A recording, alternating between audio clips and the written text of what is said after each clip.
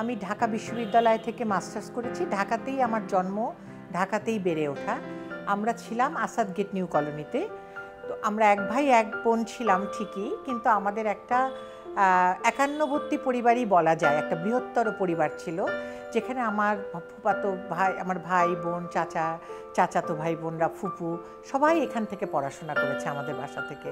ফলে এই বাসাটার একটা অন্যরকম মাধুর্য ছিল। এখন বাসা বলতে আসলে আমি বুঝি আমার পরিবার, আমার পরিবারকে নিয়ে আমি যেখানে থাকবো সেটাই আমার বাসা। এবং সবসময় আমি মনে করি যে আমি বাইরে যাই কিছু করি না কেন, যত ব্যস্তই থাকি, আমি যেন বাসায় এসে পিসফুল থাকতে পারি। যখন বিয়ে হলো, আমার বিয়ের অনেক বছর হয়ে গেছে, তো এরপরে আমি আমার শ্বশুরবাড়িতেও যৌথ পরিবারে ছিলাম। আমার একটা মেয়ে। আমরা যখন এই বাসায় এসেছি, আজ প্রায় 15-16 বছর তো হয়েই গেছে, তখন থেকে আমি একটা আলাদা বাসায় থাকার অনুভূতি পেলাম, যেটা নাকি আমার নিজের বাসা। যে আমি এখন দেখি সবার বাসা বিয়ে যখন হয় সাজানো গুছানো, ফ্রিজ, টেলিভিশন, গাড়ি বাড়ি, এভরিথিং। কিন্তু আমি যখন সংসার শুরু করেছিলাম, তখন আমার মনে আছে যে একটা চেস্টার ড্রয়ার কেনার জন্য 5,000 টাকার আমরা 2 বছর ধরে বিভিন্ন মার্কেটে শুধু ঘুরে বেরিয়েছি যে একটা চেস্টার ড্রয়ার বাসার জন্য কিনতে হবে, মানে আমাদের রুমের জন্য। বাসা বলতে কিন্তু তখন শুধু রুমটাই আমার বাসা ছিল, কারণ আমি একটা বাসায় আমার শ্বশুরবাড়িতে একটা রুমে থাকতাম। আমি মনে করি যে এটা আমার একদম প্রিয় একটা জায়গা, এত প্রিয় যে আমি এর থেকে নিজেকে আলাদা ভাবতে পারি না। এবং আমার বাসা মানে, আমার বাসায় আমার যারা সাপোর্ট স্টাফ আছে সারাক্ষণ আমাকে সাপোর্ট দিয়ে যাচ্ছে, আমার কুকুর, আমার বিড়াল, সবাই আমার পরিবারের সদস্য। আমার মেয়ে যদিও বড় হয়ে গেছে, চাকরি করে, আলাদা থাকে, আমার একটা নাতনি আছে, সব মিলেই আমার পরিবার। এবং এই পরিবারে থাকতে আমি আসলে আমার সব ধরনের সময়টা এখানে কাটাতে আমি আনন্দ পাই।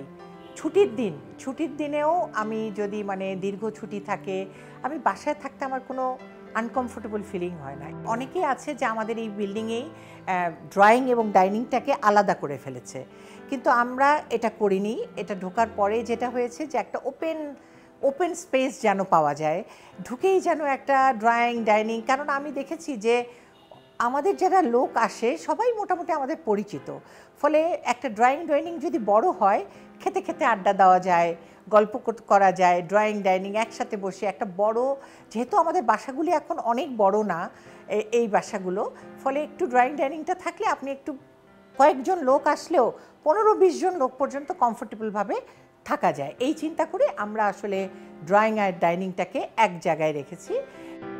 ড্রয়িং রুমে যেমন আমার পার্সোনাল পছন্দ যে আমি খুব দেশীয় জিনিস, দেশীয় না হলো মানে কিছু মানে একটু অন্য ধরনের জিনিস দিয়ে ঘর সাজাতে পছন্দ করি।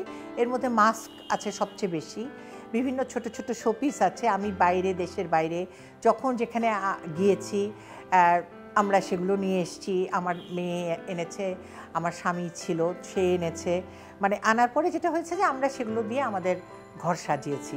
এর মধ্যে দেশ থেকেও আমরা অনেক মাস্ক কিনেছি, অনেক ছবি কিনেছি, পেন্টিং কিনেছি, এরকম।